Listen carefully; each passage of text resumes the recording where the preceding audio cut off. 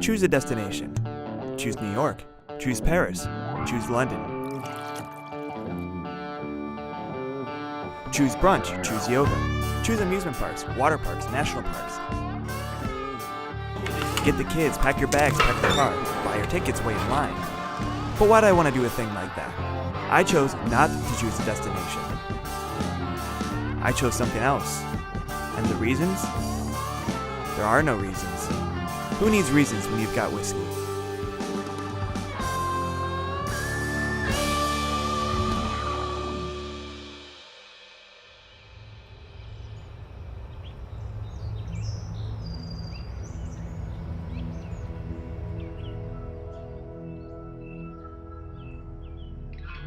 Aquavite, Iskapa, the water of life, or as you know it, Scotch whiskey. What is it about this drink that commands such devotion by some, while others associate it with a bad night in college, the precursor to an evening, and an early morning of bad decisions? To better understand, I took my novice palate and scarce knowledge to the Dornoch Castle Hotel in the Scottish Highlands to sign up for their whiskey tasting so that I might learn the differences from a smoky Islay and a sweet Speyside, or indeed, what they are in the first place. But first, I wanted to understand just how important whiskey really is to Scottish culture. Oh, it's massive. It's beautifully linked into Scottish culture. A lot of the distillery companies play on the cultural thing as a bit of a kind of in the marketing, but at the same time it is like, you know, it's so much part of the culture. We just accept it, it's there. You ask anyone who comes to the castle and you say, what are you here for? And the answer here will be either golf or whiskey. Commercially, it's massive, billions of pounds to the economy, hundreds of jobs, both in distilleries, hotels, bars. Scotland wouldn't be what it is without, obviously, your whiskey. It's absolutely vital, and if everywhere you go in the world, first of all, you'll meet a Scotsman, and secondly, you will find a bottle of malt in a bar somewhere. At Dornoch Castle, you'll find more than just a bottle of malt in the bar. You'll find over 400 bottles of spirit with rare antiques that would go for double the price per dram in New York or London. Along with his brother Simon, Phil amassed this collection over 18 years working at the hotel, and it's inspired them to open up their own crowd-funded distillery right on the hotel's property in the former village firehouse. Yeah, we had owned it. It was just junk storage, you know. It was just junk storage. So the question was then, you know, how do we build it out? How do we do it? We raised all the capital by essentially offering future goods and services in the form of casks. Me and my brother, we grew up in hospitality. So before, you know, in between university and so on, we were working in family hotel. So we were running, essentially when we were probably too young to be running a whiskey bar, we were running a whiskey bar.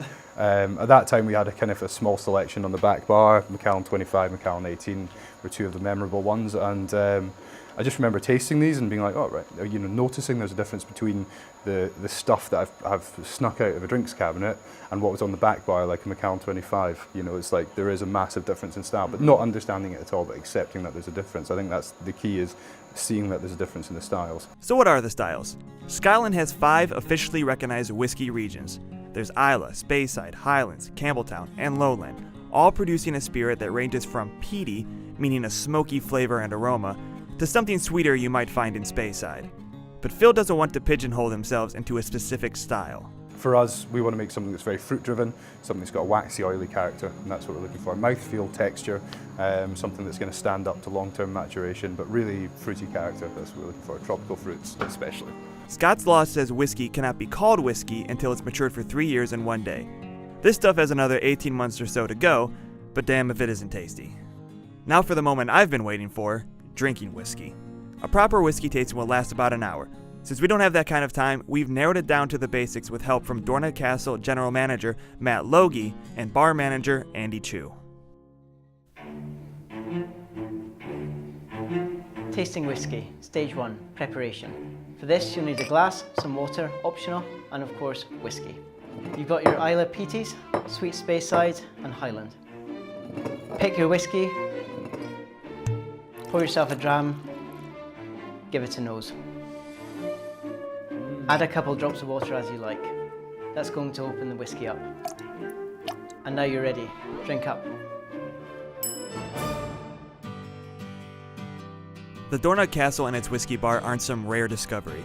They're frequently rated one of the best whiskey bars in the world by whiskey drinkers, turning it into something of a pilgrimage site, A place to come on a cold winter's day, warm up by the fire, and have a conversation. For me personally, I don't want to drink whiskey alone. I want to drink it with someone and have the conversation.